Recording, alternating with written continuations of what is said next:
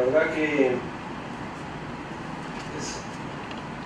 sobre todo para nuestra generación. Yo nací en el año de la Revolución Cubana, en 1959. De muy pequeñito siempre tuve vínculo con la comunicación, sobre todo con la comunicación audiovisual, el cine, la fotografía. Me ha tocado darle nacimiento a canales de televisión, canales infantiles, culturales. He sido presidente de los medios públicos de Argentina, el canal nacional, el canal histórico, la televisión pública nacional, y un sistema de 50 radios. Y mirando ahora en perspectiva desde este presente, y teniendo toda esta experiencia y habiéndola conocido en sus aspectos comunicacionales también, si bien no soy ingeniero, he profundizado bastante en los aspectos tecnológicos, nunca he visto la transformación brutal, se me ocurre como palabra, con una celeridad asombrosa que la humanidad ha visto en estos 10 años. Por eso, a esas palabras, política de comunicación o política comunicacional, hoy me parece imprescindible sumarle la palabra tecnología.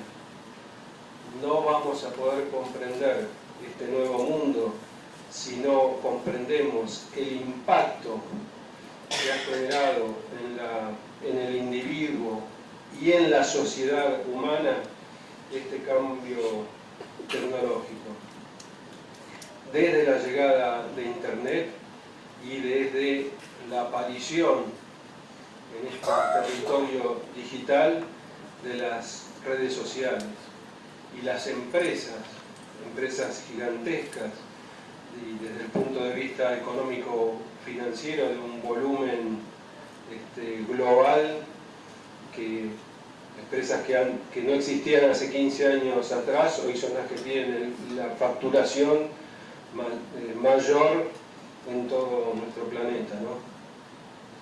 También un planeta que desde hace algunos años empezó a verse atravesado, primero parte de sus territorios, después con redes oceánicas, y hoy verdaderamente tenemos una malla, un entramado de fibras ópticas combinada con sistemas satelitales, donde toda esta comunicación, que la comunicación es pensamiento humano, toda esta comunicación circula en ese globo, a nivel global, a la velocidad de la luz, es decir, a lo más rápido que puede circular algo en el universo. Y esta trama, estas redes de fibras ópticas, donde circula toda esta comunicación, por ahí circulan también todos los flujos financieros. En este mundo nos toca vivir. El otro día leíamos un texto de Feuerbach que decía, creo que por el 1850, y lo decía en 1850 cuando recién aparecía la fotografía, de que es la era que a él le tocaba vivir, era la era de la representación, donde el individuo prefería la representación a la cosa objetiva. Si aquello descubrió, lo escribió el filósofo Feuerbach en aquel momento, imaginemos la transformación, ¿no?, de esa representación de la realidad que estamos viviendo hoy. Esa representación de la realidad, esa configuración de realidad que se da en cada uno de nosotros, que se da en nuestra América Latina, convive con un aparato de resignificación monstruoso en manos de los medios hegemónicos. Porque no diríamos la verdad si decimos que todo ha quedado en manos de los medios digitales. Todavía los compañeros, todos los compañeros de la mesa manejan muy bien el tema, estamos en un momento donde hay una convivencia entre esos viejos medios analógicos con los medios digitales. Por eso hablamos de un nuevo ecosistema de medios analógicos y digitales. Un ecosistema donde podemos seguir, incluso en el mundo analógico, viviendo, sintiendo, percibiendo desde las viejas lógicas de lo analógico, incluso en el territorio digital, pero donde empieza a aparecer una nueva lógica que es propia de esta nueva comunicación digital. Y esto es fundamental comprenderlo, entenderlo y ser partícipe, no tener miedo de este mundo que estamos viviendo. Recién nuestra querida compañera y guía mencionaba algunas palabras: Big Data, minería de datos, segmentación, inteligencia artificial. Son palabras nuevas, de uso nuevo en nuestro vocabulario, pero que nos hablan de un nuevo paradigma que tenemos que enfrentar. Y sin duda, el imperialismo norteamericano y las empresas, o a través de las empresas que administran estas enormes bases de datos, han irrumpido en los últimos años en nuestra América, en experiencias como las elecciones de Macri en mi país, como lo que está aconteciendo hoy en Venezuela, como lo ha acontecido en el Brasil.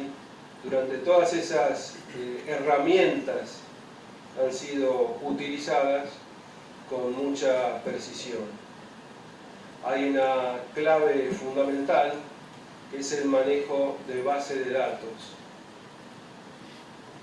El Estado argentino, por ejemplo, maneja toda la base de datos de su población y también controla las bases de datos de las empresas privadas de telecomunicación. Este dispositivo que utilizamos todos los días desde que nos despertamos y estamos tan pendientes de él, ha pasado a ser un equipo de espionaje y de brindar información realmente extraordinario,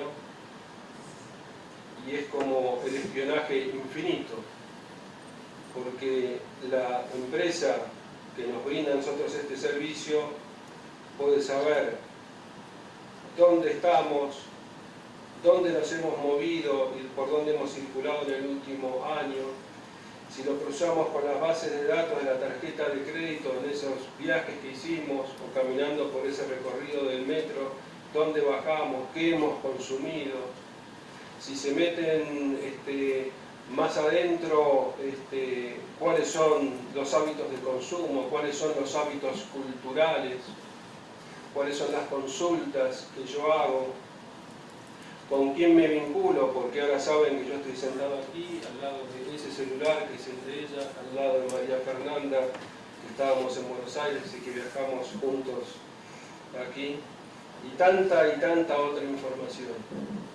Y esa información no se procesa como antes en la época de la película de la RDA, con gente que está escuchando y tomando nota en una planilla, sino que el cruce de los propios algoritmos matemáticos y la utilización de inteligencia artificial con una celeridad cada vez más asombrosa, nos empieza a colocar en diversos grupos y nos empieza a mandar informaciones, ya sea para el consumo o para convencernos en nuestra ideología, con la particularidad de la psicología de cada uno de esos usuarios. Yo creo que es importante tomar conciencia que este es el mundo que habitamos. Habitamos en un mundo donde en YouTube se reproducen 4 millones de horas de video por hora, y esta información es del 2017, donde se suben 400 horas nuevas de video por hora, donde hay tiene más de 1.000 millones de usuarios, y donde con todo este volumen y la manipulación de este volumen de producción de sentido se va. Y vivimos en un mundo capitalista, y el interés de todos estos contenidos es un interés fundamental, es borrar nuestra memoria, borrar nuestra historia. Apuntan particularmente a borrar nuestra historia, a borrar nuestra memoria, y nosotros sabemos que ahí radica nuestra fuerza. Y borrar las ideas de unidad, las ideas de solidaridad. Escuchamos acá tantas hermosas conferencias que nos llevan nuevamente al pensamiento de Martí, nos llevan estas ideas al individualismo más salvaje. Por eso creo que lo que debemos hacer, por un lado, es comprender esta realidad, analizarla, ser parte de ella, ser parte de este mundo, no quedarnos como espectadores pasivos. Y por eso yo estoy muy feliz de las reuniones que estuvimos aquí con un grupo de compañeros de América Latina, y de que haya surgido desde hace un tiempo y se haya consolidado una vez más aquí en Cuba esta experiencia de Mueve América Latina, que es tomar este territorio, este nuevo territorio digital, como una parte importante de nuestra realidad, y como lo hicieron quienes a nosotros nos enseñaron, librar las batallas también ahí en este territorio. Y estamos seguros que si bien fuimos tomados medio de sorpresa, hay varios motivos que no tenemos tiempo para analizarlos, si bien fuimos tomados de sorpresa, ahora sí vamos a avanzar con esto, y estoy seguro que los resultados serán positivos. Bueno, por ahora nada más, muchísimas gracias.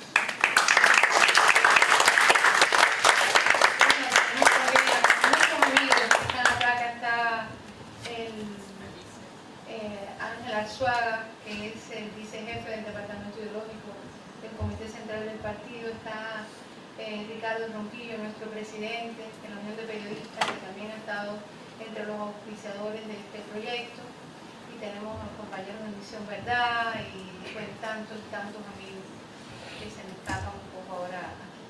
Pero bueno, le quisiera dar la palabra a Fernando por varias razones. Primero, que es filósofo, que es además nuestro representante de la red de redes, aunque creo que todos estamos en la red de redes, pero que ha tenido un papel importantísimo en esta organización de intelectuales de todo el mundo, que nos hable un poco de ese contexto, ¿no? de cómo ve este escenario que Tristán lo ha llamado brutal. La palabra brutal está un poco prostituida, la usamos para cualquier cosa, pero es realmente la palabra que ahora mismo lo que estamos viendo con Venezuela, o sea, es algo inaudito.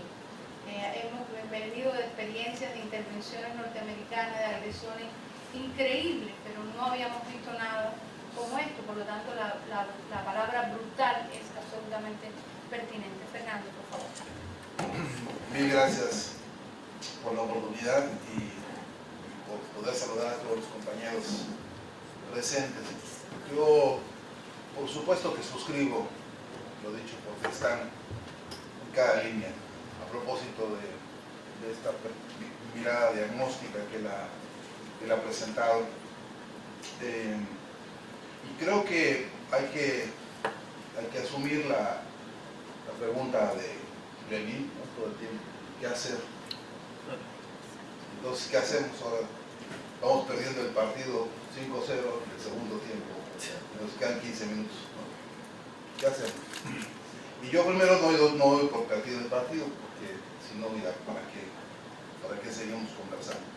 Pero sí creo que al diagnóstico le hace falta la autocrítica, que es muy necesaria, porque es una prerrogativa de todo el que lucha.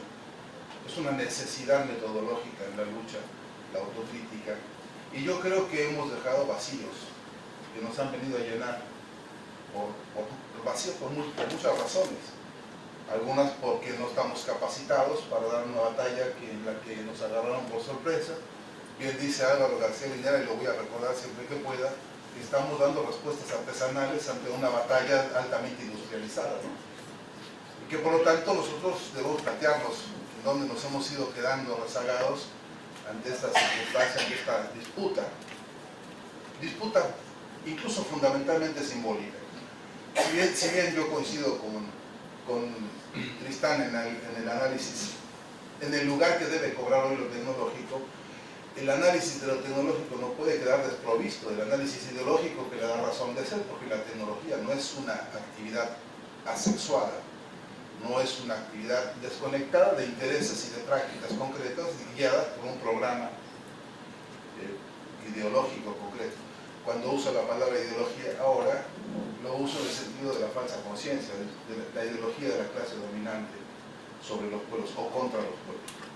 Entonces, yo creo que es importante plantearnos en ese quehacer algunos ámbitos que creo que nos urge subsanar en términos generales, y de lo que yo diga, por favor, no se desprenda la suposición de que no existen antecedentes y no existen bastiones que han producido algunos aportes, pero también es cierto que no han proliferado y que siguen siendo campos vírgenes.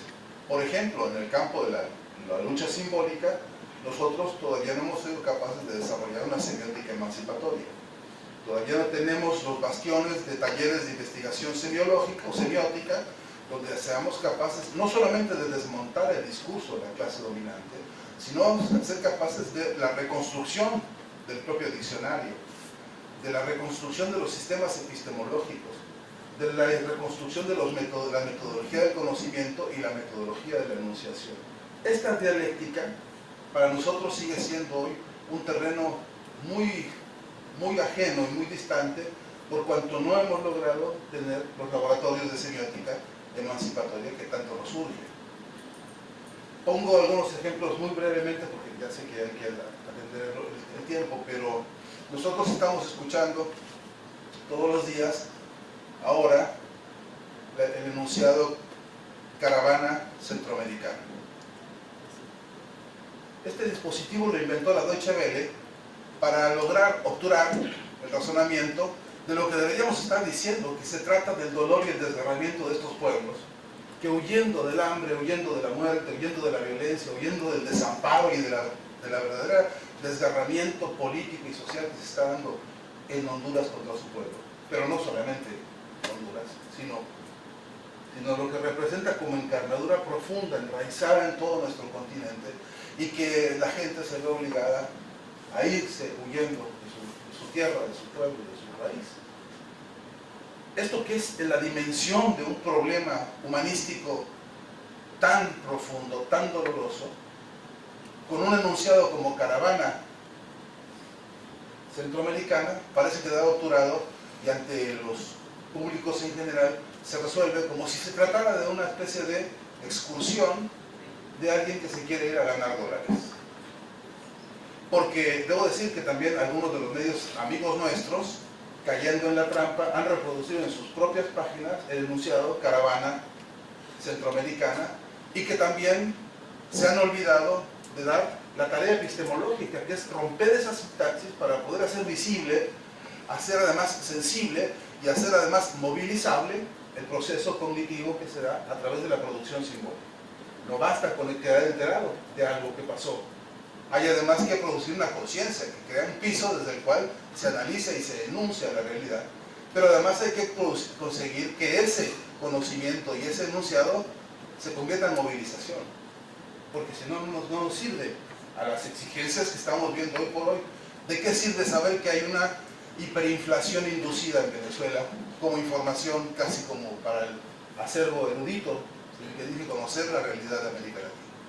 Y una erudición estéril que no produce indignación, porque la inflación inducida está acompañada de una desmoralización inducida. Y no basta con saber que no alcanza el dinero para las compras, y no alcanza saber que el encarecimiento se está produciendo de manera siempre artificial y siempre como un arma de guerra, si eso no nos produce una mentada de madre.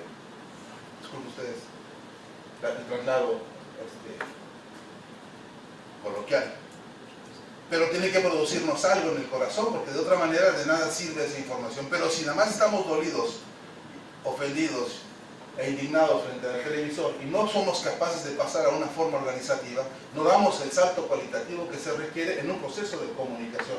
Porque la palabra comunicación no solamente significa instrumental para comunicarse, significa construcción de comunidad, admite en su semántica ese concepto, que es, a mi entender, el más caro para nosotros, el más importante.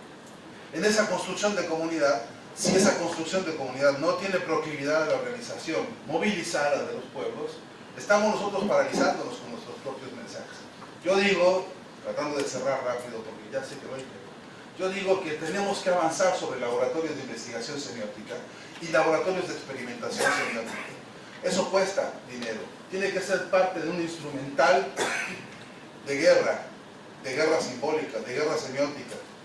No podemos darle cuenta a nuestros medios, a un pueblo, sobre qué está pasando, por ejemplo, hoy por hoy en la Argentina nuestra, dolorosa, terrible. El tamaño del saqueo de todos los días, están las lágrimas de los niños en la provincia de Buenos Aires, allá en La Matanza, llorando porque no hay para comer todos los días, no hay para comer. Compañeros, desgárrense y digan puta madre, o sea, algo hay que decir de esto. Sin embargo, de nada nos sirve hacer un ejercicio puramente informativo. Y nuestros amigos a veces, compañeros nuestros, los he visto, hermanos de lucha, incuestionablemente luchadores contra esta barbaridad, contra esta brutalidad, dijo Tristán, a veces reproducen la misma sintaxis, con el mismo modelo de estructura narrativa, con la misma lógica con la que nos han enseñado en la escuelita, sujeto, verbo, predicado, el diccionario básico con el que jugamos todos los días, a más o menos hacernos entender. Y luego a más o menos ver cómo nos organizamos. Todo esto que acabo de decir, en el sustrato cultural de toda una región y de todo un continente, significa impedimento semántico para organizarnos. Para eso se dedica el capitalismo, a frenar toda praxis transformadora. Hacen todo lo posible en su lógica, en su ética, en su estética, en su moral de lucha contra los pueblos. Hacen todo lo posible para frenar la praxis desde la base. Entonces, me parece que un motivo central de organización epistemológica, de talleres de elaboración semiótica, de guerra semiótica, tendría que plantear como eje precisamente eso, cómo pasamos a la praxis. En términos concretos. Pero esto necesita una revisión integral de las herencias culturales, eso necesita una revisión integral de nuestras tradiciones, usos y costumbres, que por serlo no son intocables, por cierto. Tenemos una larga lista de tradiciones, usos y costumbres absolutamente tóxicas en nuestros pueblos. Por ejemplo, la del alcoholismo del fin de semana. Por ejemplo, la de la drogadicción, que se ha vuelto también una narcocultura. Por ejemplo, la de la violencia intrafamiliar, que parece ser una tradición inarrancable. Por ejemplo, la del microfeminicidio, que es la marginación permanente de la mujer aniquilada en el núcleo mismo de su existencia familiar. No cuenta su voto, no cuenta su voz, aunque la mantengan viva para que limpie la casa. Todos estos ejes complejos son desafíos de nuestra generación y los hemos ido dejando como postergados. Y no conozco hasta la fecha, y es mi ignorancia, una campaña, un proyecto de izquierda continental que se haya abierto directamente contra el alcoholismo, que le cuesta tanto a la clase trabajadora de todo el continente. Por ejemplo, por ejemplo, son, a mi entender, como otros muchos, núcleos de combate semiótico en el que las urgencias nos están quemando todos los días, por eso, porque son urgencias. Entonces, la pregunta dura es, ahora está pasando lo que está pasando bien, dijiste, en Venezuela. Usaste la palabra brutal. ¿Y qué entendemos? ¿Cómo hacemos para que la palabra brutal, abrirla como, partirla para que le salga todo el jugo y alcancemos a ver la monstruosidad que implica? ¿Cómo hacemos para que esa semántica compleja, profunda y realmente aniquilante la convirtamos en fuerza transformadora, en fuerza organizadora? ¿Cómo hacemos para meternos a ese fondo? Y que no las palabras no sirvan como obturadores, como silenciadores, sino que sirvan como movilizadores. Entonces, la pregunta fuerte para un laboratorio, para muchos laboratorios, para una corriente revolucionaria de la semiótica, para una corriente de la comunicación revolucionaria o emancipadora, es la pregunta dura: si podemos bajarnos de nuestros respectivos palcos o egos o super sapiencias, si podemos entrarle a la humildad un ratito, preguntarnos, ¿está nuestra sintaxis a la altura de la historia? ¿Está nuestra capacidad narrativa a la altura de la dinámica de lo que está ocurriendo? ¿Podemos dar cuenta real de lo que está pasando en Venezuela de verdad, con las palabras, con los tonos, con los acentos, con las amenazas, con la cronología, con todos los paradigmas que transversalizan un hecho inaudito, dijiste? Nunca oímos una cosa tan en sintonía de lo tecnológico, el don de la ubicuidad, el don de la velocidad, en simultáneo golpeando la conciencia de los pueblos. Ahí, por ejemplo, para desmoralizar al pueblo de Venezuela, para lograr que la gente empiece a preguntarse, oye, ¿vale la pena esto? Porque mira que los niños no están pudiendo comer como se debe, mira que lo que dicen estos y mira lo que dicen los otros, y cómo empieza eso poco a poco a, como la humedad de las paredes, ¿no?, a carcomer eso que llamamos la alienación. Pregunta dura es, con nuestros medios y nuestros modos de expresión, ¿estaremos a la altura de los ritmos que se necesitan? ¿Somos capaces de contar ese movimiento profundo que se está dando en la Argentina y que uno escucha allá en Lanús profundo? Lo digo porque ahí trabajo todos los días. Y que la gente dice, es Cristina, compadre, es con Cristina. A ver, ¿cómo hacemos para que todos entiendan eso mismo? Y contamos la historia para que eso recupere el rumbo que tenía, se profundice, se ensanche y se resuelva, como tiene que resolverse en el debate político, no en esta dictadura del Fondo Monetario contra un pueblo que está siendo devastado en su salario todos los días, en el encarecimiento asqueroso. No saben ustedes los recibos de la luz, cómo llegan. Y ese recibo de la luz, cuántas amarguras están representando en el ácido úrico de cuántos argentinos hoy, porque les parte el alma brutalmente y duele en los cojones el recibo de la luz y del gas. Y cómo contamos la historia, esa semiótica que tiene que ser vívida, que tiene que ser humanista, que tiene que ser revolucionaria. Ese es el desafío, nada menos, a mi entender, para tratar de ir respondiendo a la pregunta de qué hacemos. Muchas gracias. Perdón por el...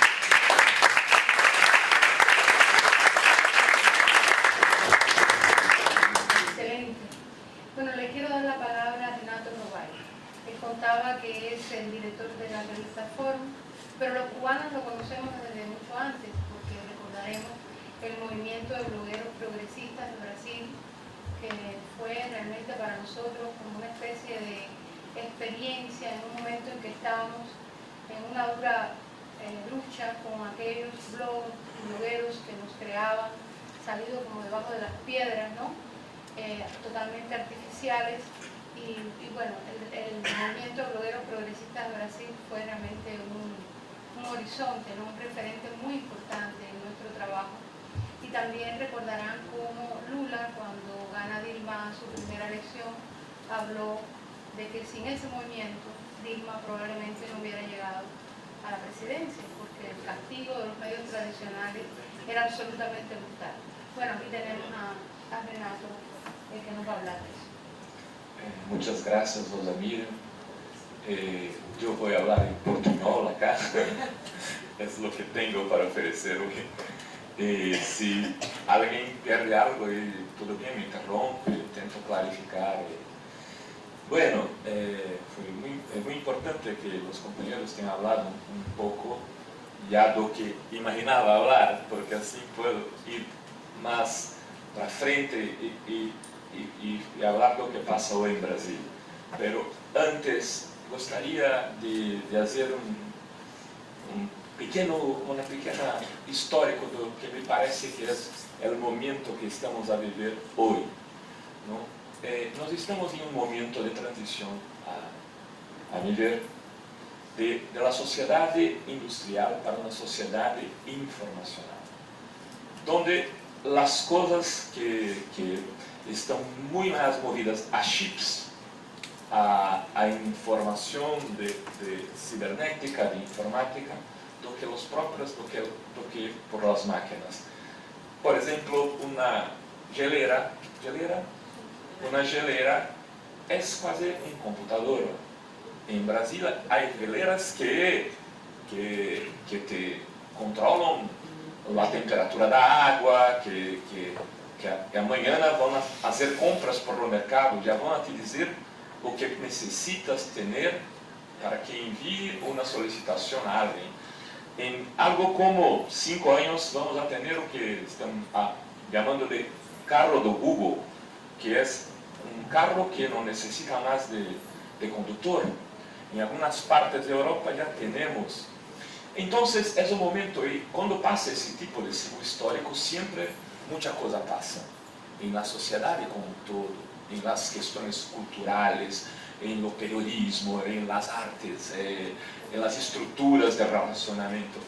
Eu costumo brincar que há um tempo atrás, quando eu era jovem, se queria enamorar-me de alguém que encontrasse na praça, uma tarde, eu necessitava seu telefone, e por telefone, como em Brasil, quando eu era jovem, não havia muitos telefones, nós outros chamávamos para um telefone público que estava cerca da casa da chica que nós outros queríamos falar. E muitas vezes o tempo que a pessoa demorava para ir buscar a chica e volver, já não teníamos mais a ficha, o crédito para falar com a chica. Hoje, podemos namorar com 5 pessoas ao mesmo tempo no celular. É incrível. Não é? Então, ele mandar coraçãozinho para cá e para allá, bem tranquilo com a sociedade. Então, a internet produz algo em nós outros que é diferente não somente por las questões econômicas, por las questões estruturais, mas nós outros nos tornamos um pouco outro tipo de gente, outro tipo de pessoa. Castells diz que a internet é o novo tecido de nossas vidas. Me parece uma frase muito simbólica deste contexto. Tecido. Tecido. Bueno, está dito, bem compreenderam, não? Tecido. Como tecido como este, pero é uma alusão, sim, à pele, creio eu. Sim. Em português diz tecido, pero que pele. Ou seja, é algo muito corporal. Tu estás com a internet e se necessita de internet como necessitas de água, de luz. Porque então isso cambia todas as relações. Isto já está a passar há algum tempo. Gramsci disse que muitas vezes o novo já nasceu, pero o velho não morreu. Encontramos-nos mais ou menos, creio, nesse momento da história, de uma fase histórica que a internet propiciou, que é mais ou menos isso. Então, há muito tempo temos temos situações distintas neste curto processo histórico de 20, 30, 40 anos. Em algum momento, eu dizia, internet é a liberdade. Muitos de nós dizíamos. Nós creíamos que a internet iria trazer o mundo para um outro mundo possível, de Fórum de Porto Alegre. Havíamos muitos de nós falando sobre as transformações na vida das pessoas. Outros já diziam, não, a internet é só atraso, vai mudar a relação, enfim. Porque, de alguma maneira, essas tecnologias, elas estão em disputa. Elas disputam todas as partes, los disputam os estrategistas militares, los disputam os hackers, los disputam os grandes medios de comunicação, los disputam os periodistas que são alternativos, livres, los disputam los sociólogos, los filósofos, los hombres de mercado, estão disputando e nesta disputa muitas vezes alguém puxa mais para cá e mais para lá. O que quero dizer, estamos vivendo neste momento a era do controle, que falou um pouco Tristão acá. Estamos sendo controlados porque a gente do mercado, das estratégias de capital, das forças armadas, entenderam que é possível usar este invento para o que é de mais sofisticado em la conquista do mundo. Pero a história não acabou. A história continua. E nós temos que, então, perceber como podemos cambiar essa situação e sair deste ponto. Eu venho de uma parte, venho de um país onde nós estamos sendo vagarosamente derrotados, pero não é por 5-0, é por lo mínimo 7-1. Estamos acostumbrados com 7-1, é verdade, pero é uma situação terrível. Mira, ayer morreu o hermano de Lula, o hermano mais viejo. Lula está preso por algo que não cometeu, por um crime que não tem uma situação, uma prova. Lula está preso porque às vezes as pessoas não sabem por que está preso.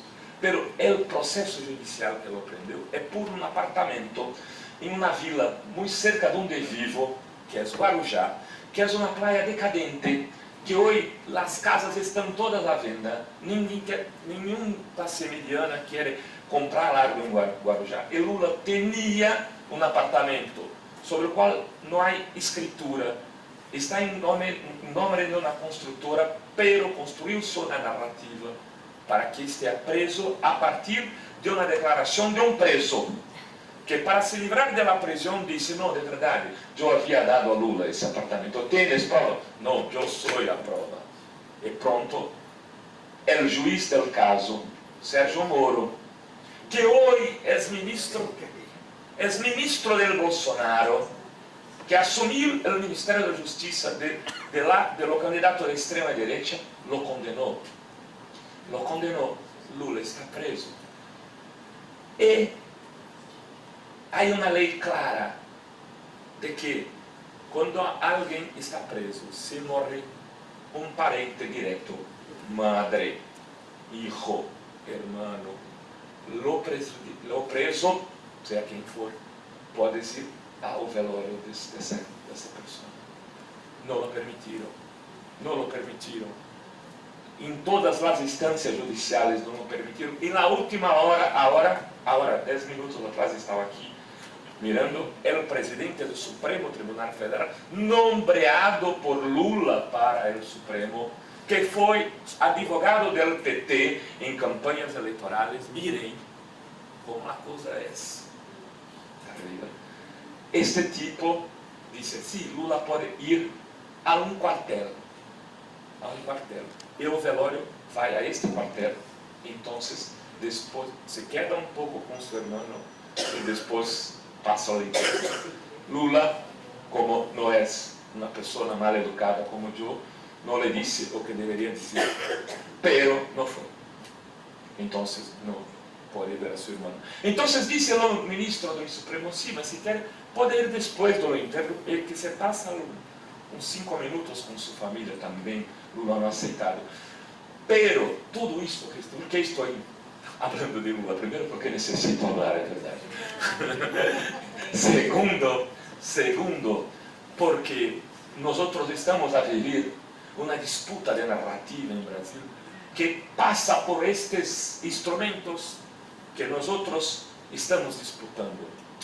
E, de alguma maneira, sabemos que estes instrumentos foram utilizados a partir de aí, imagino, que César vai falar um tanto disso, foram utilizados com estratégia e operação desde fora, militares, para prender Lula, ganhar a eleição com Bolsonaro e imponer ao Brasil sua circunstância política mais complexa de los últimos tempos históricos.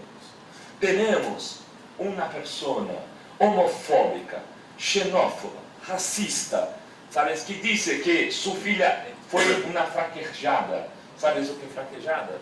Se tem 4 ou 5 filhos e uma hija me da igual. Disse isso em frente às câmeras. Persegue seus adversários. E por isto, semana passada, um deputado, que é o único deputado gay de Brasil, se retirou, disse que vai ao exílio porque está ameaçado de morte e não se pode mais caminhar pelas calles.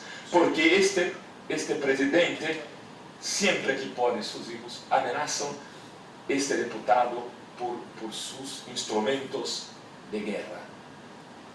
Sim, porque, curiosamente, Bolsonaro ha ganhado as eleições em Brasil sem ter espaço nas teles, porque nós temos um tempo de televisão para os candidatos. Disse, não quero, vou disputar somente por aqui. E aí construído então essa operação que tem com parte da justiça involucrada, isto que é este ministro que assumiu o poder agora, Sérgio Moro, que é o ministro da Justiça, operando sim, não tenho dúvida, não estou aqui, cooperando com os Estados Unidos e com Israel, uma intervenção sofisticadíssima, porque não é direta, pero é direta, não? Em Brasil, que estabeleceu um tipo de lawfare, né? Onde tu podes se defender com todas as provas, pero não tem como ganhar tua liberdade, que é o que está passando em outras partes do Equador e tal, que é o mesmo que está passando com Cristina, enfim. E nesta disputa, companheiros, eu vou falar rápido para terminar acá, pero nesta disputa, nós temos de verdade poucas formas de reaccionar, pero temos, e creio que é substancial e importantíssimo começar a nos organizar para enfrentar este momento. O que estamos fazendo aqui, de verdade, né? Estamos acá trabalhando em este projeto de MOVE, que me parece que é algo importantíssimo para criar uma rede de pessoas que se preocupam com este tema e de muitas áreas diferentes, o que é mais interessante, porque não podemos falar solamente de periodistas para periodistas, de informáticos para informáticos, de sociólogos para sociólogos. Necessitamos também ter um tipo de inteligência que seja mais sofisticada para o combate. Pero as histórias das redes não são novas. Em las tribos indígenas já havia redes. Em las comunidades de vizinhos já havia redes, porque quando tu não tens açúcar, tu queres a tu vizinho. Quando tu tens um problema para ir a ter que trabalhar, tu deixa tu linha com tu vizinho. Isso são redes. Então, temos redes há muito tempo. E mesmo que eles contem com redes de robôs, sim, nós temos que construir nossas redes de humanos para poder combatê-los. Então, eu imagino que vamos a ter muito tempo duro por la frente, pero temos que investir em duas coisas. Primeiro, em la formação da gente que está em nosso lado nesta batalha. La informação, la formação é altamente necessária e temos que aprender com o inimigo como fazer a formação. Ontem falava de como Al Center, que está estabelecido na Universidade de Texas, faz para formar periodistas em diversas partes do mundo. Pero me acordava também de como um viejito, que é claro, solamente um viejito, que es hoy lo ideólogo de Bolsonaro ha hecho durante 3-4 años. Se llama Olavo de Carvalho.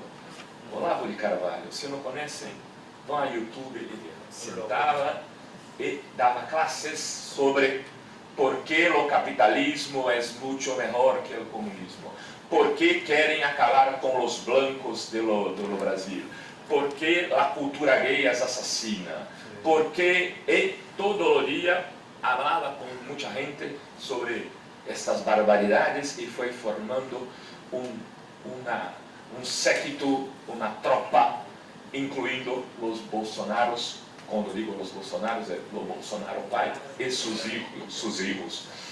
Y hoy este tipo tiene sobre su control directo el Ministerio de las Relaciones Exteriores de Brasil y el Ministerio de la Educación.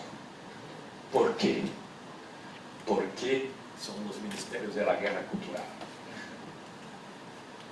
que necesitan de contacto externo y de producción de conocimiento. Entonces, la formación es un primer paso muy importante y creo que esa formación no puede ser solamente local.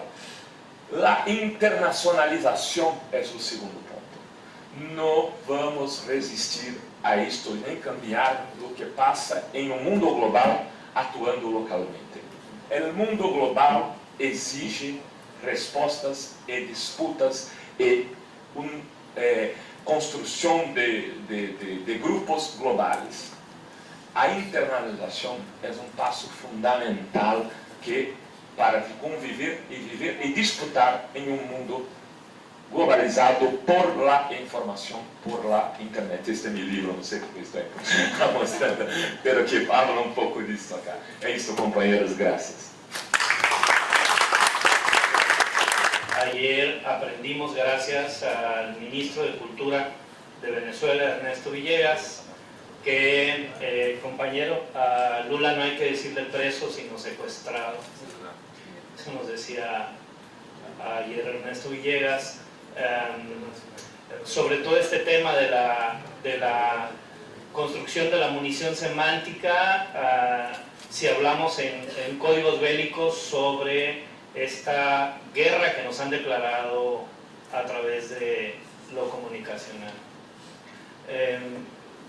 Varias veces a nosotros nos han preguntado si tenemos testimonio, si podemos comprobar si algún proceso electoral se ha ganado exclusivamente utilizando las redes sociales. Y yo tenía una respuesta que poco a poco, a través de irnos metiendo en Mueve América Latina y de ir trabajando en los laboratorios, he transformado hacia nuestra actualidad.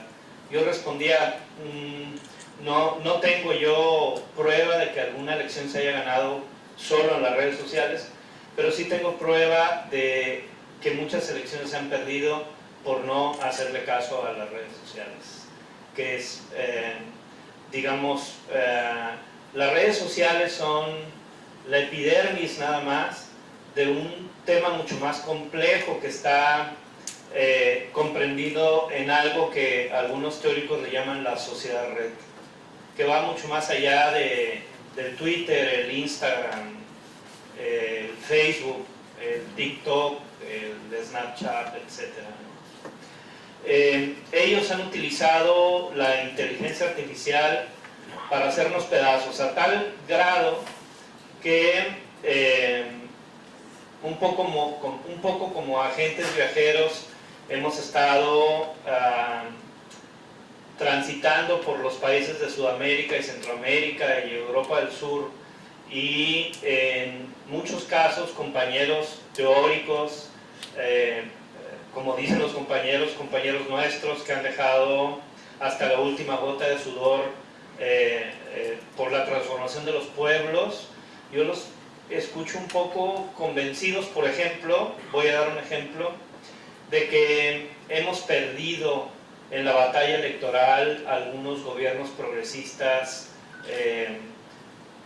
haciendo un poco autocrítica Y yo quiero decir lo siguiente, no conozco yo un proceso electoral, debo decir una cosa, subrayar una cosa, el colectivo Neurona se dedica a investigar a fondo los procesos electorales y yo no conozco ningún proceso electoral en donde en realidad haya una competencia equitativa en donde los gobiernos progresistas hayan perdido. Ninguno.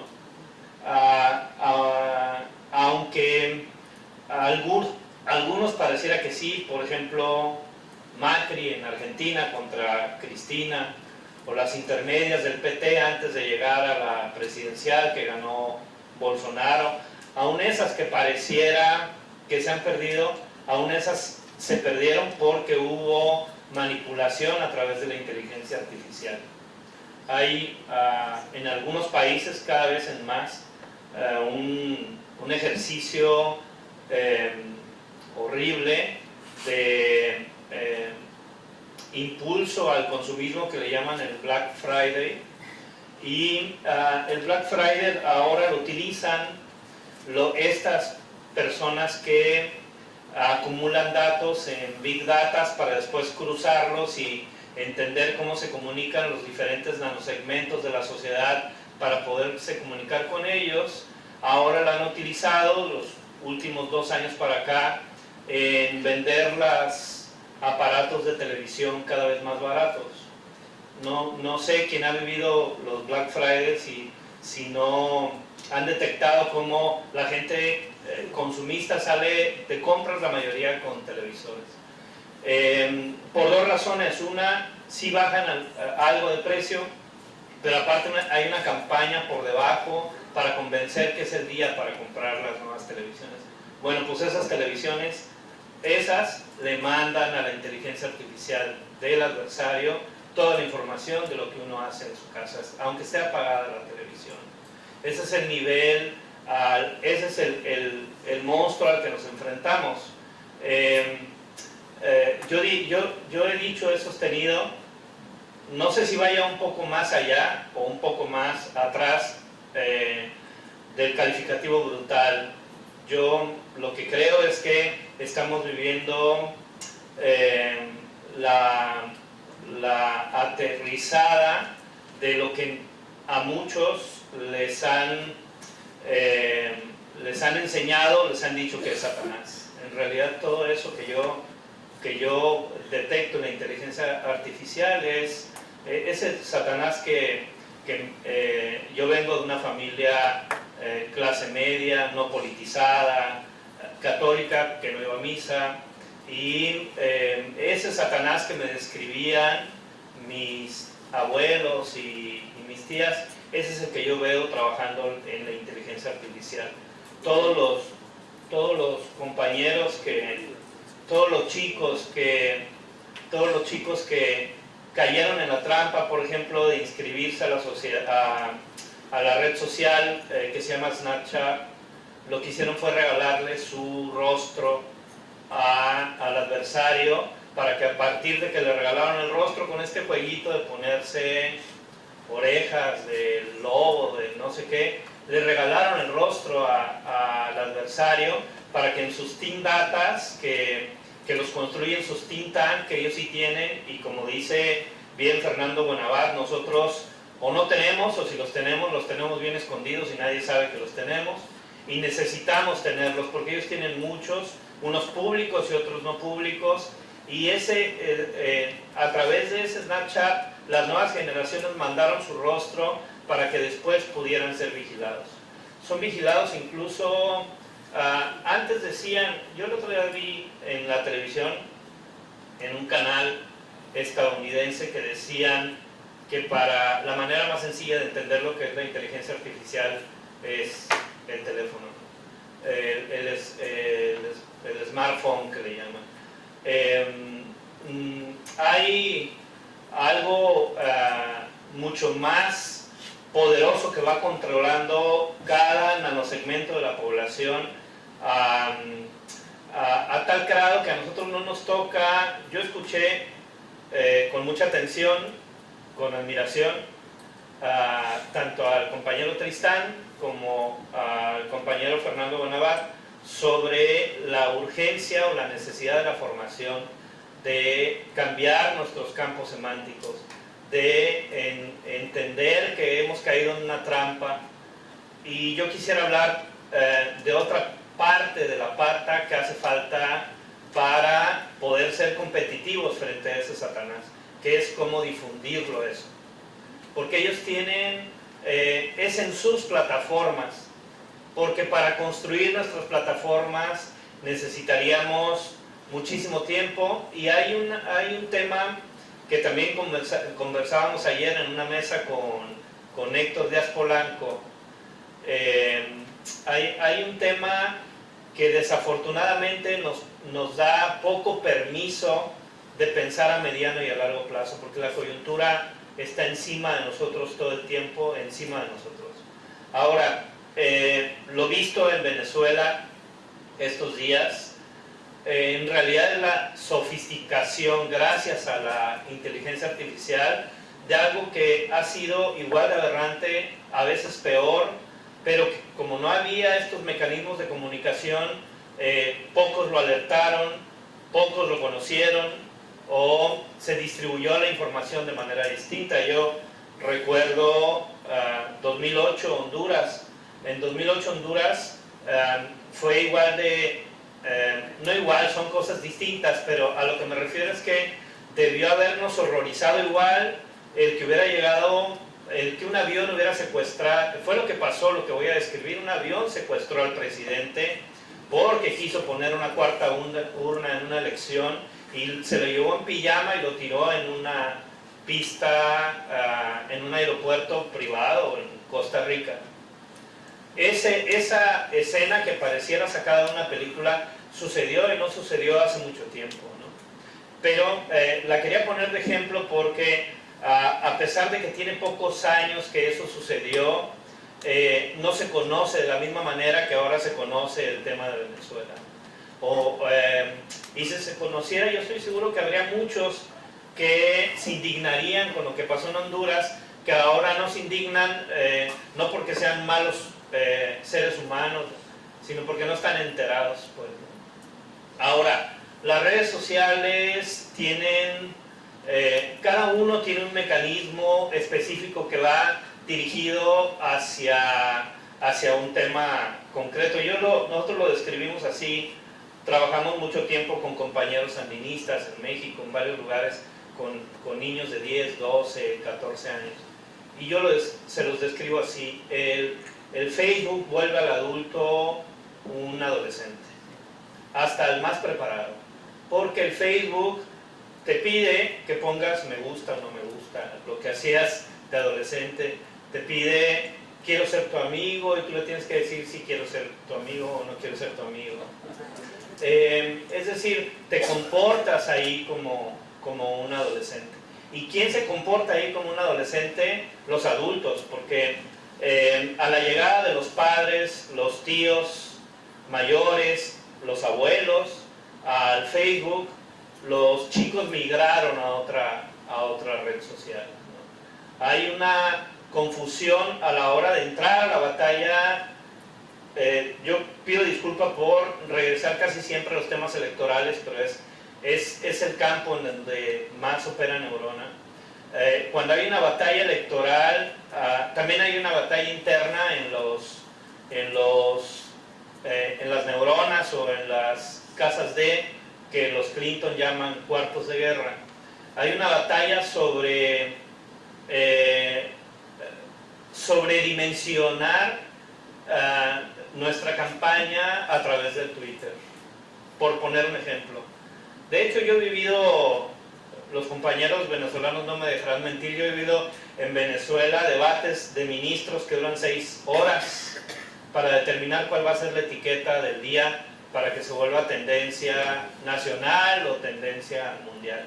En realidad nos están dando, como se dice en México, a tole con el dedo. Es decir, nos tienen ahí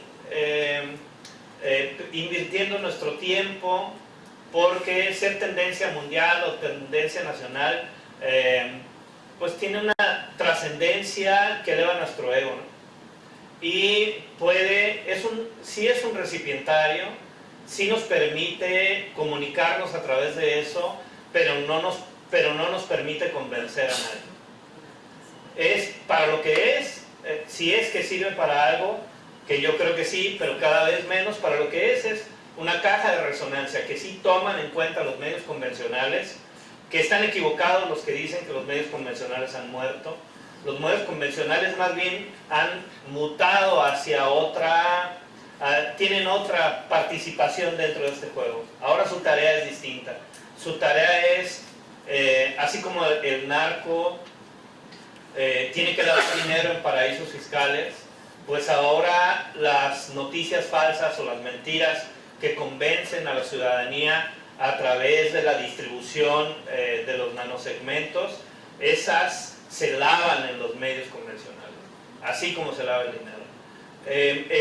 El ejemplo que podemos tener más claro, y digo más claro porque a la socialdemocracia menos virulenta que nos hizo soñar un poco en España cuando llega Zapatero a la presidencia por primera vez, en aquella época había un periódico que tenía un diario que era respetable, que tenía niveles de credibilidad del 5 hacia arriba, progresista, que es el diario El País.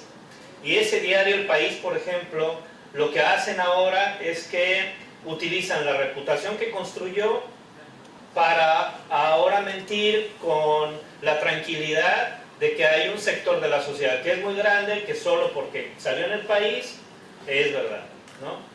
De hecho, ahí insertado en El País está el Project Syndicate que dirige Vargas Llosa, que es un mecanismo de tejido de medios de comunicación convencionales que van haciendo una cosa que es muy impresionante, que los rusos le llaman la intoxicación, que es lo siguiente: yo necesito decir que Guaidó es el presidente de Venezuela, entonces Project Syndicate distribuye hacia los medios de comunicación que tejieron, distribuye los datos, no las notas.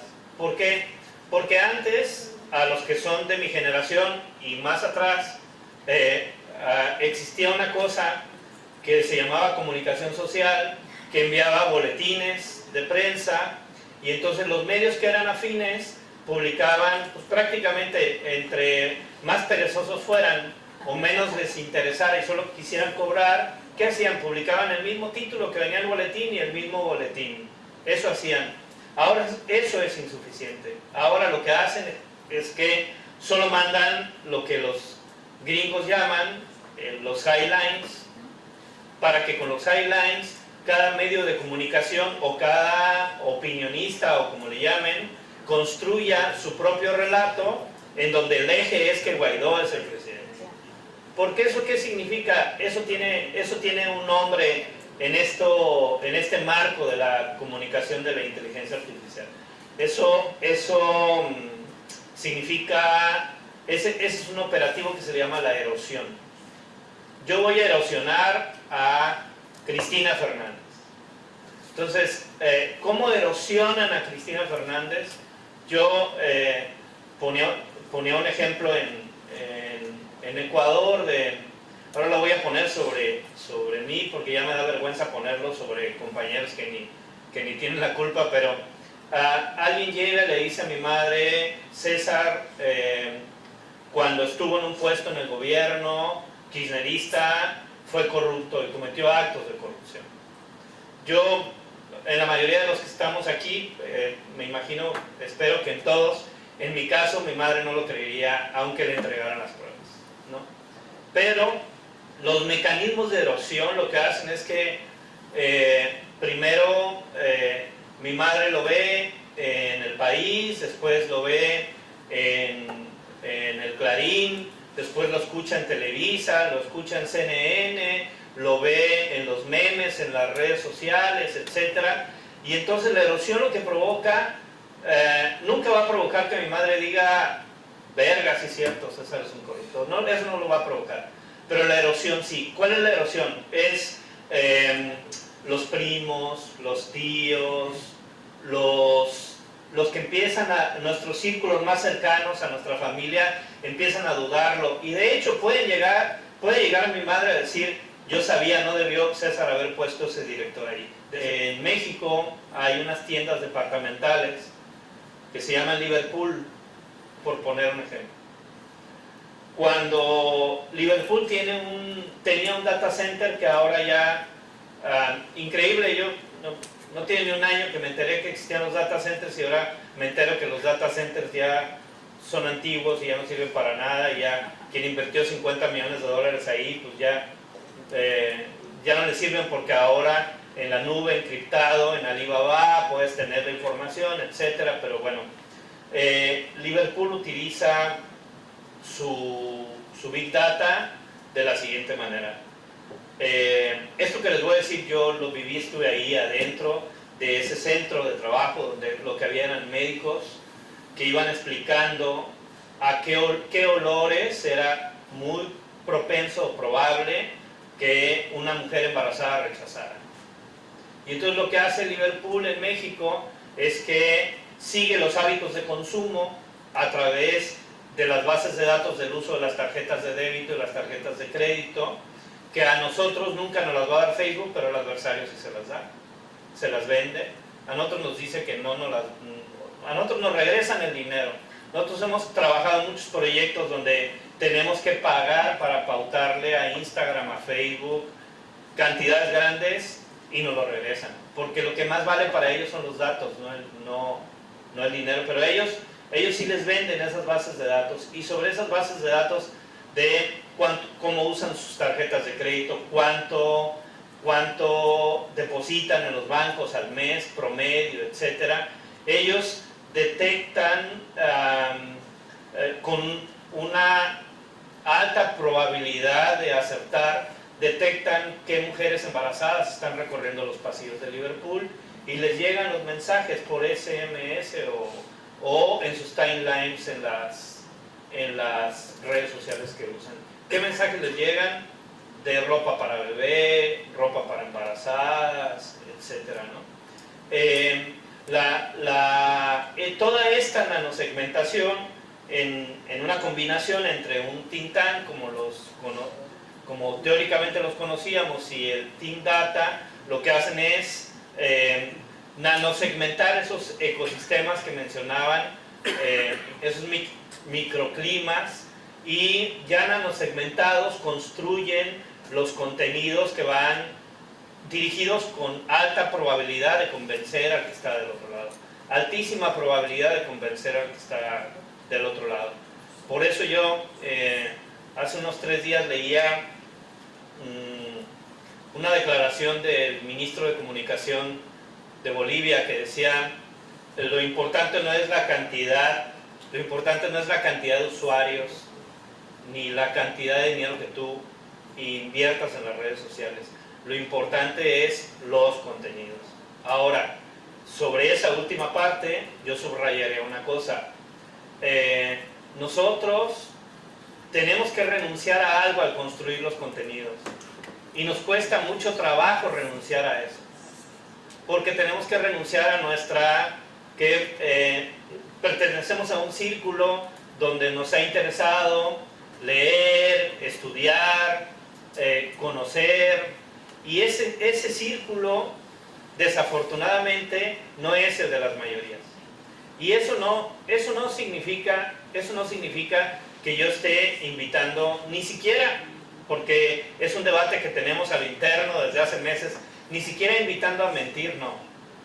A lo que estoy invitando es a conocer, a quitarnos ese ego. Cuando lo decía en el Instituto Patria, cuando yo inicio una campaña a la neurona que va a trabajar ahí, siempre les digo, a los creativos siempre les digo, hay que separarse del yo para empezar a hacer una campaña. ¿Por qué hay que separarse del yo? Porque no es lo que me gusta a mí, como yo voy a seducir o a convencer, es lo que le gusta a cada uno. Ahora, ¿cuál es la diferencia entre la derecha y la izquierda, o el mundo progresista, por ser un poco más amplio, y el status quo? ¿Cuál es la diferencia? Que ellos lo que quieren es el control, van tras el poder, van tras el dinero. Nosotros a eso le sumamos dos cosas que pueden sonar a que soy un soñador, pero nosotros le sumamos a eso pasión e interés por tener una sociedad mejor, ¿no? Y como le sumamos esas dos cosas, nosotros tenemos una ventaja. Ellos tienen que construir lo que en las campañas técnicamente se le llaman las campañas lado B, que son las campañas de ataque o de contraste. Yo no me niego a entrarle, pero creo que con un think tank de alto nivel podemos llegar a construir discursos con el campo semántico de cada nanosegmento que nos ayuda a una cosa, no a engañar a ese sector de la sociedad, sino a enchufar conversación con ellos, porque no tenemos conversación con ellos.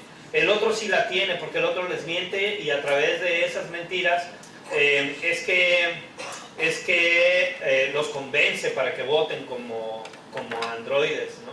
Pero nosotros lo que tenemos que hacer es prepararnos para poder entrar a su campo de conversación. Cuando empecemos a conversar con él, empezaremos a desarrollar las campañas que sean necesarias, pero ahora estamos separados de ellos, nos han separado de ellos por la utilización de la inteligencia artificial. Perdón. Le he pasado con dolor la tarjeta.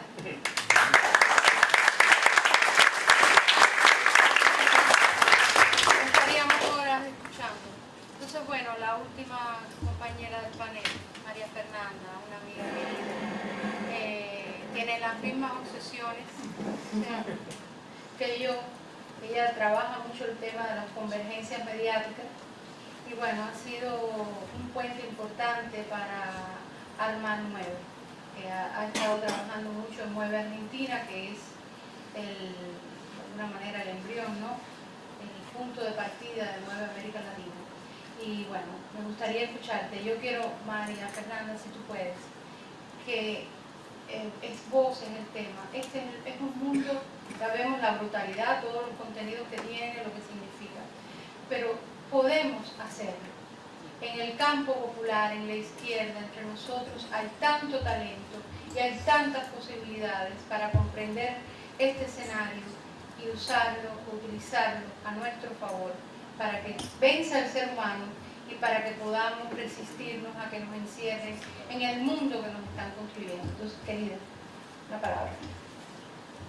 Algún nivel de responsabilidad me está dando en esta mesa Rosa Miriam Elizalde, amiga querida. Bueno, yo les agradezco mucho a mis compañeros de trabajo y de Mueve América Latina, acá participantes.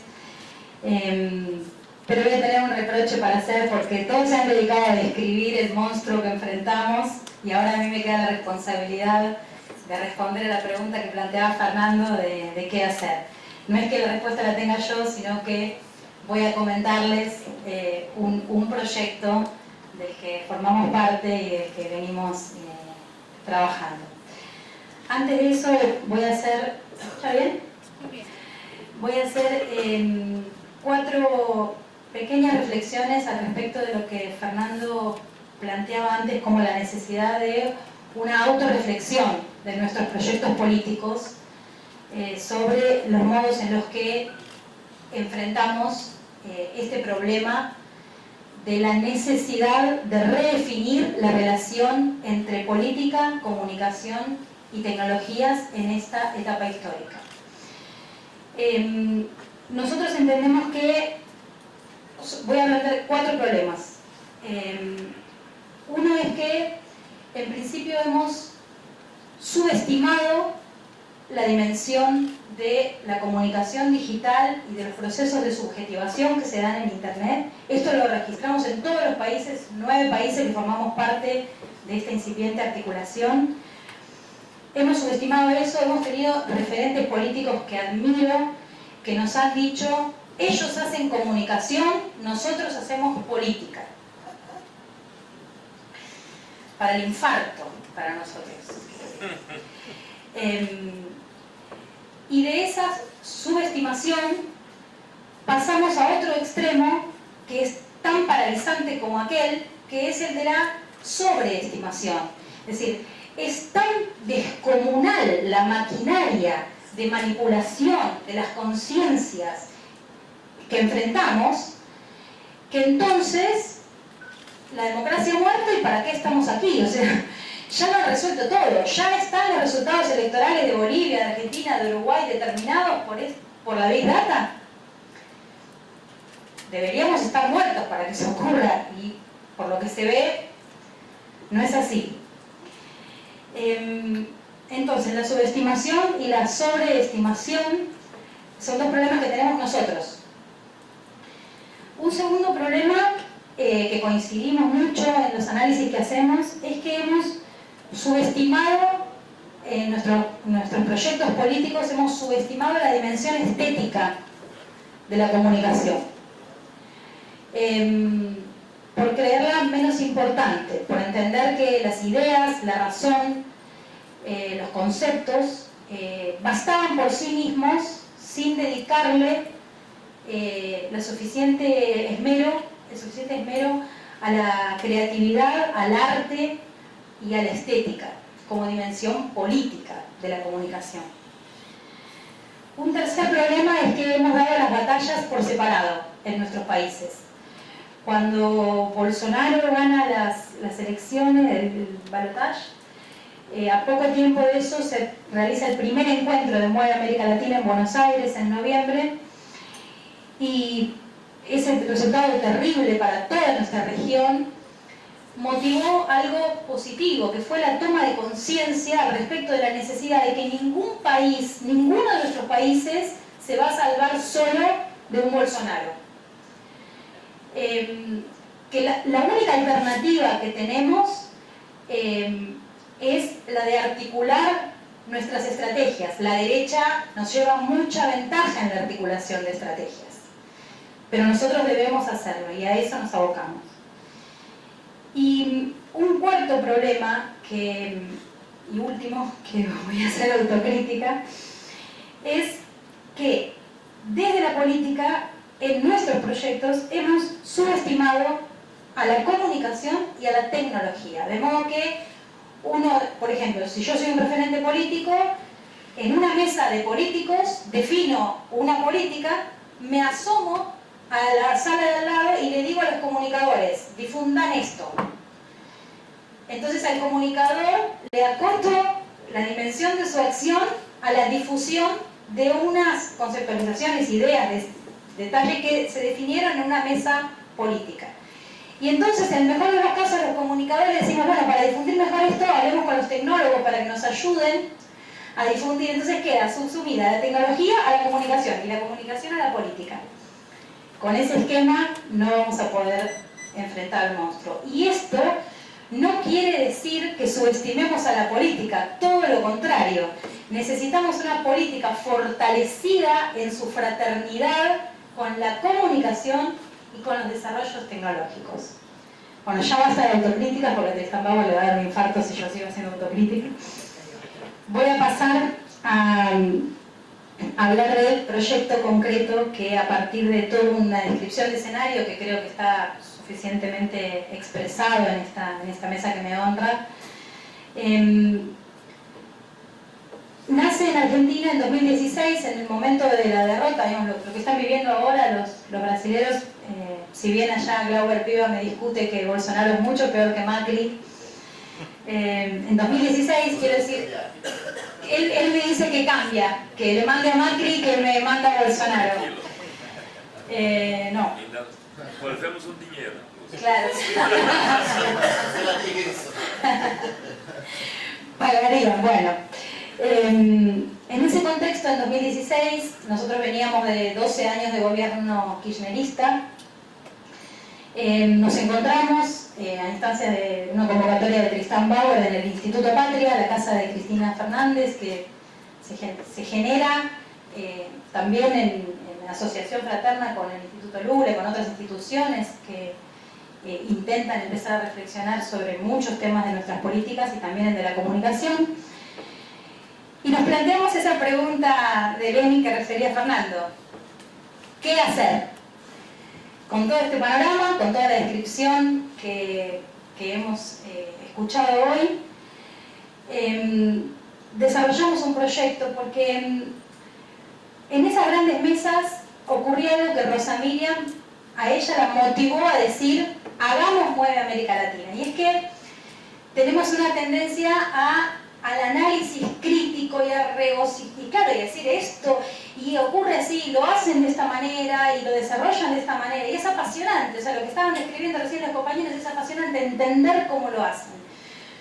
Pero es nuestra responsabilidad histórica echar a andar el carro de lo que nosotros vamos a hacer para enfrentar a ese monstruo. Entonces, claro, ¿qué nos pasa? Nos sentimos que vamos a la guerra con dos escarbadientes, dos palillos, ¿no? Como nosotros sin presupuesto, habiendo perdido todas las estructuras de acción política del Estado, en una institución donde nos estábamos reencontrando al abrazo fraterno en el momento en el que avanzan las fuerzas represivas, nos matan a nuestros jóvenes, como decía Fernando, las familias argentinas van perdiendo derechos de un modo vertiginoso.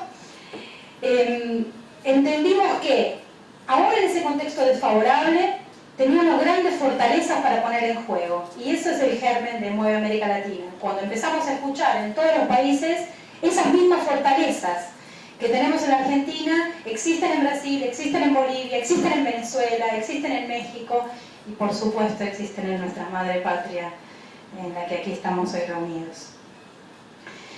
La primera que voy a nombrar es que los procesos de democratización de la palabra que se dieron en nuestros proyectos políticos generaron un pueblo, como el pueblo argentino, por ejemplo, y muchas de las personas en Argentina toman la palabra por primera vez, no solo por la democratización de los medios de comunicación que implicó la Ley de Servicios de Comunicación Audiovisual, sino porque un proyecto político de 12 años de gestión fue generando estratégicamente un empoderamiento popular y una toma de la palabra de sectores históricamente marginados de la producción simbólica.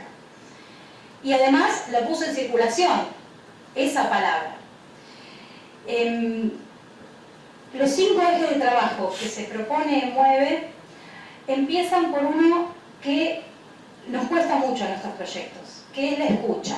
No la escucha del espionaje que hizo Mauricio Macri, por el cual fue procesado y asumió procesado, pero después la justicia lo libró de ese proceso, sino la escucha analítica, la escucha estratégica, la observación de la semiosis social.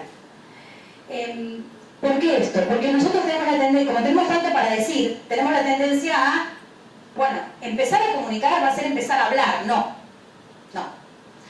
Empezar a desarrollar una estrategia comunicacional implica primero escuchar. Y escuchar para poder construir la cantidad de discursos por fuera del ego, como describía César recién, que nos permitan empatizar y contactar con esas personas que han votado contra sí mismas. Esa escucha no solo escucha a los medios hegemónicos, a los grandes actores, a los grandes voceros de la comunicación hegemónica en nuestros países, sino que inexorablemente deberá escuchar la conversación social. Escucharlo con uso de tecnologías, por el gran volumen de información que hay que escuchar y procesar y analizar para entender estratégicamente de qué manera intervenir con nuestra política comunicacional. Primero escuchar, y escuchar permanentemente, no escuchar una vez y para siempre en función de un solo análisis. Un compañero sociólogo que trabaja en los equipos de observación y escucha nos decía que las encuestas, los focus group, que son estrategias que usamos habitualmente nosotros, ya no bastan, no que nos sirvan, sino que ya no bastan para dar cuenta de en qué lugar está desarrollándose la semiosis, sino que es necesario también agregar todo un análisis, un estudio de las formas de la comunicación y de la significación que van desarrollándose en nuestros pueblos. Entonces, primero la escucha. A partir de esa escucha y de ese análisis estratégico, el desarrollo de una estrategia comunicacional. y esa estrategia comunicacional con 4 ejes. El primero, la formación. Se habló acá de la formación. Yo soy docente, entonces la educación y la formación, y seguramente muchos de nosotros lo somos, siempre es estratégica. Pero en esta guerra es doblemente estratégica. ¿Por qué? Porque una de las potencias inconmensurables que tenemos en los proyectos del campo popular es ese pueblo que tiene palabra propia. ¿Por qué no está expresada esa palabra propia en la disputa comunicacional, en la territorialidad digital? Porque nuestro territorio es otro territorio. Nuestro primer territorio es el barrio, la comunidad, la escuela, la calle, las grandes manifestaciones políticas en la calle. Y hemos tenido el problema de dilematizar esto y decir, nosotros en las calles y ellos en las redes. No, otro preinfarto, no. La sinergia deberemos producirla articulando nuestra política en las calles, en los espacios de encuentro fraterno como este y en las redes. Es la única manera de que realmente podamos. Entonces, ese pueblo con palabra propia hay que organizarlo y formarlo para que pueda haber esa disputa simbólica también en esa territorialidad, que es la mayor fábrica de subjetividad de esta etapa histórica. Para eso requerimos procesos formativos. Bueno, MUEVE antes que nada es una escuela de comunicación política digital y tecnologías. Entonces dije, escucha, estrategia, formación, el desarrollo de tecnologías propias. Entendemos que no hay soberanía en esta etapa histórica sin tecnologías propias. No para no habitar las plataformas de mercado, que como bien dice César, son los territorios de guerra, son los territorios de disputa y tenemos que ir ahí a habitarlas, sino justamente para tener nuestros procesos soberanos de uso de tecnologías para entrar a ese campo de batalla que es ajeno a nosotros. Y por último, el proceso de necesaria articulación, que nos cuesta muchísimo porque cuando volvamos a la Argentina, nosotros, cuando vuelvan los compañeros de Venezuela, cuando vuelvan los compañeros de Brasil, estamos en esas batallas inconmensurables que estamos dando en nuestros países y entender siempre estratégicamente que la articulación es la única forma de que podamos resolver este problema. Ninguno de nuestros pueblos lo va a resolver solo, como decía antes. Por último, una reflexión conceptual. Franco Wilfo Berardi, en un libro que les recomiendo que se llama Fenomenología del Fin, habla de que estamos viviendo una mutación antropológica de una magnitud nunca antes vista. Y dice que vamos de lo que él define como lo conjuntivo, como sería este conjunto que está presente de acá, de subjetividades dialógicas, poniendo en juego toda su experiencia, su historia, sus esperanzas de futuro, hacia lo conectivo. Lo conectivo es una red donde puede haber personas conectadas entre sí o también personas con computadoras o computadoras con computadoras. Es otro tipo de estructura, de organización social. Entonces, Franco Wilfo Berardi en Fenomenología del Fin lo que nos dice es esta transformación de lo conjuntivo a lo conectivo es inexorable. Entonces, el gran desafío que tenemos por delante es que en esa transformación no se pierda la sensibilidad. Deberemos producir esa transformación, habitar eso conectivo con nuestro corazón, con nuestra fuerza, con nuestras convicciones y con nuestra pasión y creyéndonos capaces de afrontar esta batalla, porque esa es nuestra responsabilidad histórica. No dejar de hacer todos estos análisis, pero sí afrontarla y empezar a desarrollarla y hacerla. Vamos a tener errores, dificultades. Mi compañero Javier Romero, con quien desarrollamos todo esto desde 2016, siempre que nuestros compañeros empiezan a decir no vamos a poder porque para esto hace falta un presupuesto del que todavía no disponemos y los científicos, dice bueno, pero esto es lo que tenemos que hacer, dice, claro, es tan simple como eso. Tenemos que afrontar este proceso, ponernos en acción, por eso MUEVE, porque tenemos que salir de esta inmovilidad en la cual nos deja la violencia descomunal con la que nos están asesinando. Pero no es nuevo para nosotros. Nosotros volvimos muchas veces de la muerte. Nosotros somos hijos de las madres de Plaza de Mayo, que con sus pañuelos afrontaron una batalla, la batalla más descomunal de la muerte contra la vida. Y ellas son nuestro ejemplo. Mi generación es hija de los pañuelos blancos y madre de los pañuelos verdes, que también en Argentina el movimiento feminista da cuenta de otra batalla contra la muerte. Entonces, si pudimos tantas veces dar la batalla contra la muerte, en esta ocasión vamos a tener que volver a darla. Nosotros en 2017 volvimos a la Plaza de Mayo a pedir por la aparición con vida de un chico de 28 años que la gendarmería, antes de asesinar, desapareció. Nuevamente tuvimos un desaparecido y nuestras madres de Plaza de Mayo tuvieron que ir otra vez a la Plaza de Mayo a cantar las mismas canciones que cantábamos en los años 80 pidiendo aparición con vida.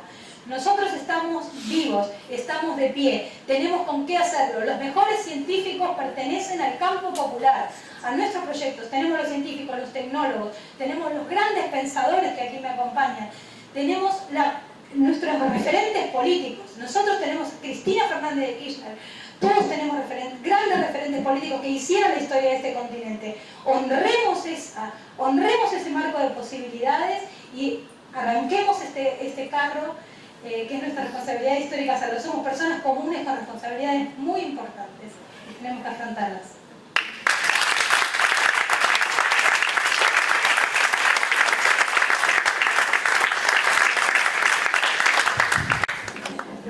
Que la mesa, diría yo que fue brillante porque lo necesitábamos muchísimo, pero estamos también ante una urgencia.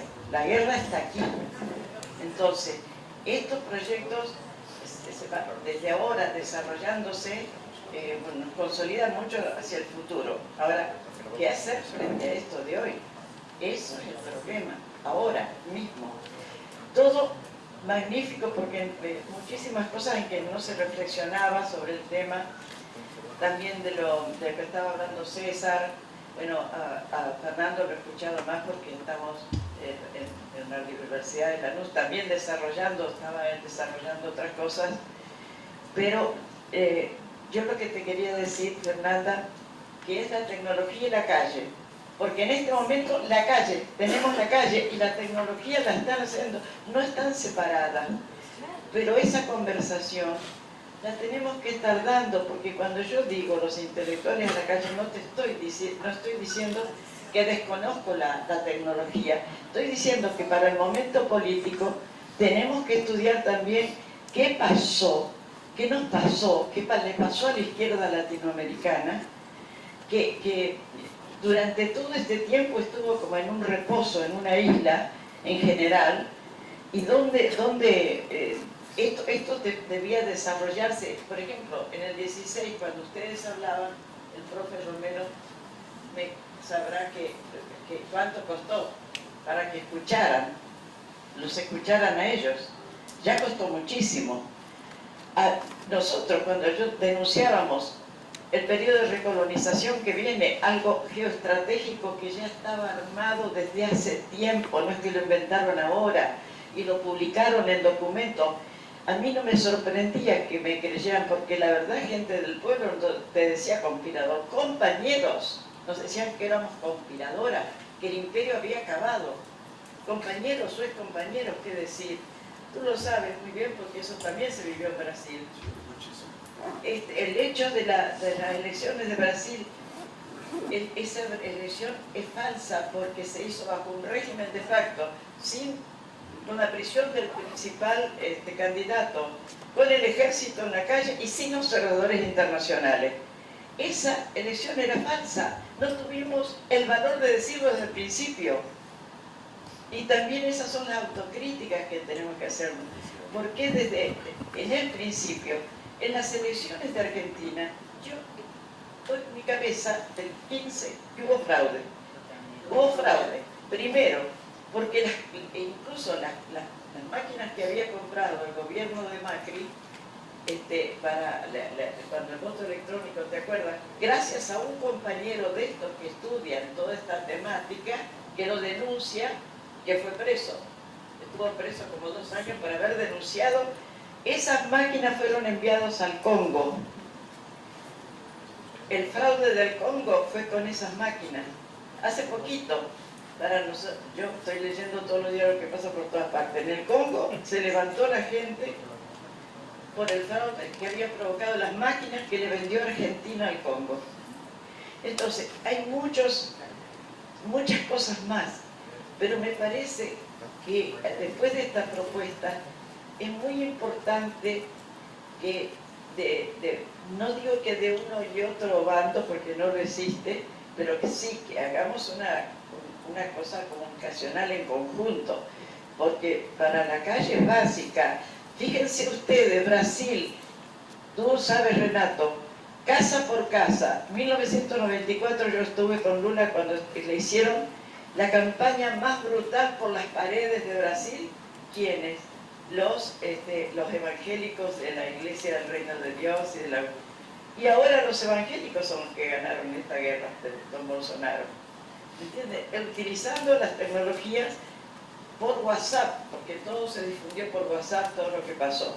Entonces, ni nosotros podemos desconocer ese trabajo como periodistas, lo que se está haciendo, y esta avanzada maravillosa, y este proyecto extraordinario, pero tampoco tenemos que pensar que con eso abandonamos la calle. No.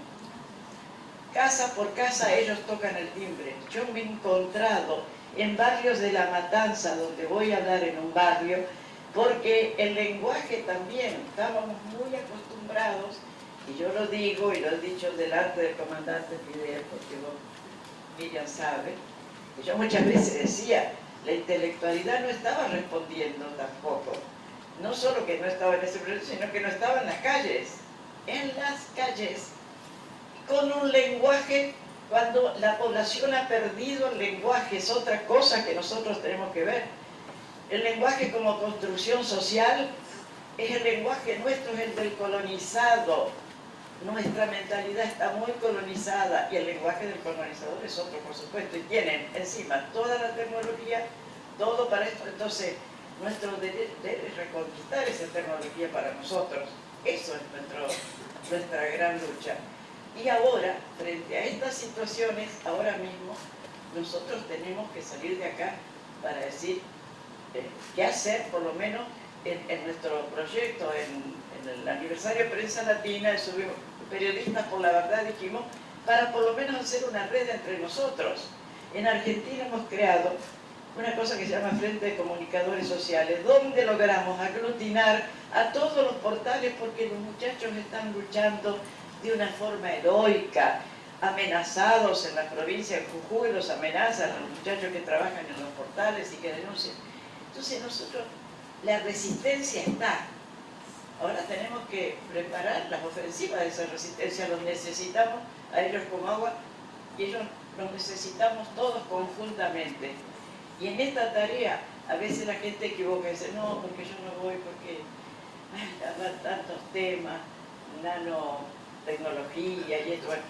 Bueno, nosotros tenemos que manejarla, aunque yo no vaya al barrio, porque Fernando sabe que yo voy por todos los barrios, voy por los sindicatos, yo elegí ese camino, bueno, lo estoy haciendo. ¿Cuántos más podrían estar ahí?